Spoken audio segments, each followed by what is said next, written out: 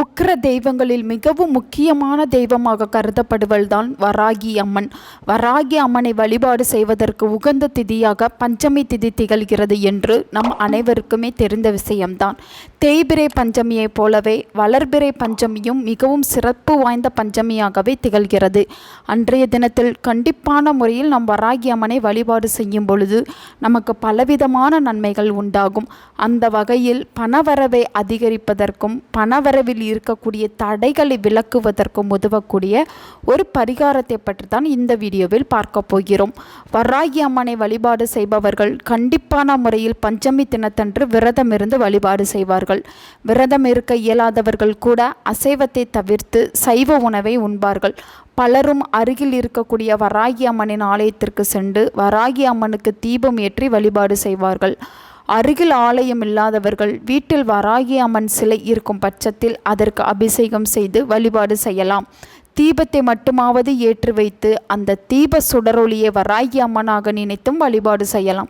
நம்முடைய வேண்டுதல் என்னவோ அதற்கேற்றார் போல் வழிபாடு செய்யும் பொழுது வாராகி அம்மனின் அருளால் அந்த வேண்டுதல் நிறைவேறும்.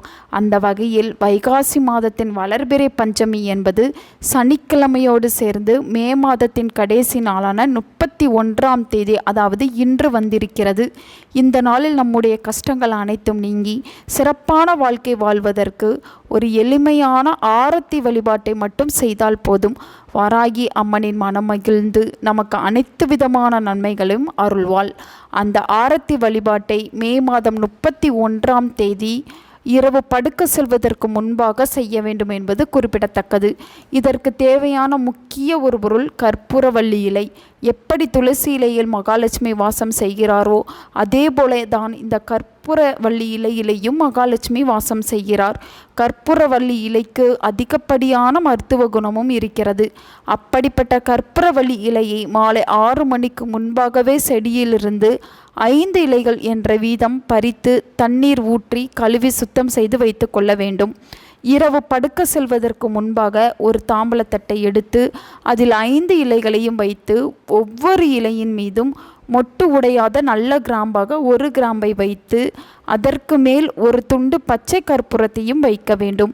இப்படி 5 இலைகளிலும் வைத்துவிட்டு இந்த 5 பச்சை கற்பூரத்தையும் ஏற்றி வீட்டில் இருக்கக்கூடிய வராகி அம்மனுக்கு ஆரத்தி காட்ட வேண்டும். ஆரத்தி காட்டி முடித்த பிறகு அந்த பச்சை கற்பூரத்தை வீடு முழுவதும் காட்ட வேண்டும். பச்சை கற்பூரத்தின் நறுமணமும் கிராம்பின் நறுமணமும் கற்பூரவள்ளி இலையின் நறுமணமும் வீடு முழுவதும் பரவுவதன் மூலம் வீட்டில் இருக்கக்கூடிய எப்பேற்பட்ட தடைகளாக இருந்தாலும் அந்த தடைகள் விளங்குவதோடு பணவரவு அதிகரிப்பதற்குரிய வாய்ப்புகளும் உண்டாகும். மருத்துவ குணம் கொண்ட இந்த இலையை பல இடங்களில் மிகவும் எளிதில் கிடைக்கக்கூடிய இலையாகவே திகழ்கிறது.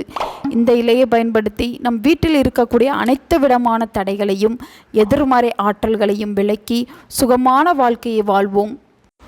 உங்கள் நண்பர்களுக்கும் உங்கள் உறவினர்களுக்கும் இந்த வீடியோவை ஷேர் பண்ணுங்கள். அவங்களும் இதை பற்றி தெரிஞ்சுக்கிடட்டும். ஆன்மீகம் டிவி தமிழ் சேனலை சப்ஸ்கிரைப் பண்ணுங்கள்.